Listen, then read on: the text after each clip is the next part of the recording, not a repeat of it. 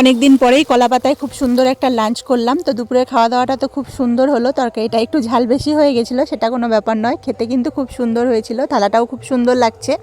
আর বাড়ির পাশে একটু পুজো হচ্ছে, তাই মাইক চলছে, হয়তো একটু সাউন্ড আসতে পারে। তো প্লিজ সবাই একটু গুছিয়ে দেখে নিও ভিডিওটা। তো অনেক সময় কি হয়, সাউন্ড আসলে কপিরাইট আসে, তো কিছু করার নেই। ভয়েস দিতে গেলে অনেক সময় সাইডে একটু ব্যাকগ্রাউন্ডে সাউন্ড আসে, তো সেটাকে স্কিপ করো সবাই। তো চলো কি কি আছে থালায় তোমাদেরকে বলে দিই। একদম কলা পাতায় নিয়ে নিলাম গরম ঝরঝরে ভাত। অনেক দিন পরেই আজকে কলা পাতায় লাঞ্চটা সাজাচ্ছি। আর ভাতের উপরে নিয়ে নিলাম লেবু, লঙ্কা, টমেটো, পেঁয়াজ, কাঁচা লঙ্কা, ধনেপাতা দিয়ে একটা স্যালাড করে নিয়েছি। মাছের যে ডিম বেরিয়েছিল সেই ডিমটা বড়া করে নিয়েছি একটু ডাল দিয়ে, বেশ লঙ্কা পেঁয়াজ দিয়ে। আর এই যে কচুর যে গোড়া ছিল মানে মুড়ো, সেটাকে ভাজা করে নিয়েছি, লঙ্কা পেঁয়াজ বেটে দিয়েছি। আর সর্ষে পোস্ত দিয়ে পুঁই শাক করে নিয়েছি। পুঁই শাকটা এত নরম আর কচি ছিল, খেতে খুব সুন্দর হয়েছিল।